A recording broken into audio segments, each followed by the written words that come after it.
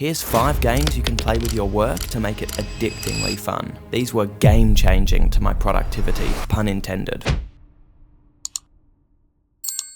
The first one I use when I'm tired and I don't really feel like doing anything, but I know I should be productive. I just got home from work and I'm spent. All I want to do is lay on my bed and doom scroll. Do you ever get that? Throughout the day you're super inspired, then when you get home the motivation's just gone? Well then, grab a dice. Allocate the numbers 1 through 6 to different tasks. Now stay with me for a second because there's one non-negotiable task you need to include for this to work. So keep the number 4 clear for that. The other 5 depends on what you have to do. My priorities aren't extremely important right now, so I'll do 1 and 2 as work tasks, 3 as cleaning, 5 as studying the language I'm learning, and 6 as reading. If my priorities were higher, I would allocate more or all the numbers to the same task. So what about 4? Well, here's the best bit. The final number will be leisure time. In other words, what I really want to do. But doesn't that defeat the whole point? No. You see, by putting leisure time as an option and giving us the chance to win it, we are way more inclined to roll the dice in the first place. If it was all just boring work, choosing to play the game would be just as hard as choosing to work. The illusion of choice here makes the game tempting, and as long as you do the task every single time it lands on those numbers, if it lands on 4, you can have guilt-free leisure time. The game chose it. That's why the option for leisure time is non-negotiable, and if you can't afford the possibility of it landing on 4 and you being unproductive, I'm sorry, but you need a different game. Good thing I've got 4 more to come. And guys, the last one didn't just skyrocket my productivity, but the way I progressed with every single skill and life in general. Okay, so if you really need to get that work done but can't put your damn phone down, let me introduce you to the next game, the Distraction Assassin. This is going to be a currency-based system that will reward you for beating distractions. Here's how it works. Every time you catch yourself tempted by a distraction but stop yourself, you earn 1 point. If you succumb to the distraction, you lose 3. And finally, you have set assassin contracts, like kill phone for 30 minutes, plus 5 points.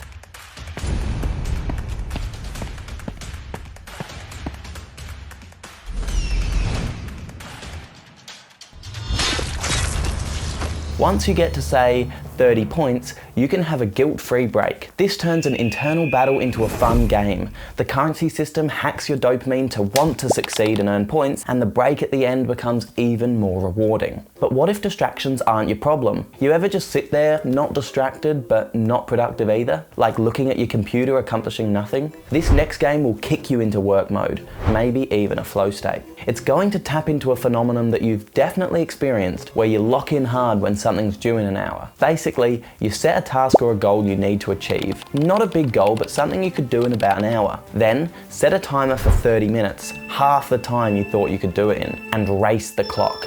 Get to work. If you don't beat that timer, your whole family is cursed. Everything you've ever lived for comes down to this moment. Okay, I'm getting a bit dramatic, but you see, you need some stakes to make it motivating. You can even combine it with the last game. Give yourself points for winning, race the clock, and do a distraction assassin contract. By the way, combining these two is low-key foreshadowing for the final game. You'll understand in a few minutes. Something epic is coming. The next game is perfect to keep you motivated on a day-to-day basis. You can smash out productive bursts every day thanks to the last few games, but what keeps you coming back? This game does, using your innate desire to be better than everyone else. I call it the rival. You're going to invent a whole character that you're competing against. You can use this to progress in your business, studies, and even random skills. You're going to need a staircase list of goals, and when I say staircase, this is a clear list of baby steps to achieve your goal. That way, you can gauge progress. You'll also need a time frame or a date of completion. Now, make a character profile for your rival. This rival has the same goals as you within the same time frame. So every day you don't put in the work, your rival gets slightly more ahead. You snooze, you lose. Imagine losing to a fictional character you invented. Embarrassing. And the best part is, you can make this completely interactive and super fun using AI. I'm gonna show you how as part of the 5th and final technique, which you can implement in all parts of your life and makes improving at everything addicting. Welcome to Hero Mode. This game takes everything that makes video games addictive and transfers it to real life. XP and a leveling up system, main quests and side quests, currencies and rewards, and it's played with your life. You know how addictive video games are, that they encourage you to conquer all and become the greatest in the realm. This game does exactly that, but the realm you're conquering is real life. Expect your progress with work, money, and skills to soar. I suppose I should tell you how it works. You are you. Your main goals are your main quest. This could be a business you're working on, your studies, or your career. Clearly outline your main storyline and goals along the way to achieve that. Next, what are your hobbies and skills you want to develop? These are your side quests. For me, I want to learn chess, improve in the gym, and learn a second language. Once again, clearly outline a quest line for how you can progress with the skills. You can always add more side quests too. Now, you start at level 1, obviously, and earn XP every time you meet goals and progress in quests. Completing a main quest gives you more XP than a side quest. Every time you level up, you get a reward, and it keeps getting juicier. We have a currency system too, and we combine the other games to become our mini games. So, in our world, we can do distraction assassin contracts, races against the clocks, the dice game, and more, which we can earn coins from. These coins can be spent to purchase rewards. The rewards will differ from person to person. It's up to you to figure out what you will put on the line to motivate yourself. I like to find a show that I would normally want to binge and purchase an episode for, let's say, 30 coins. And it keeps getting better.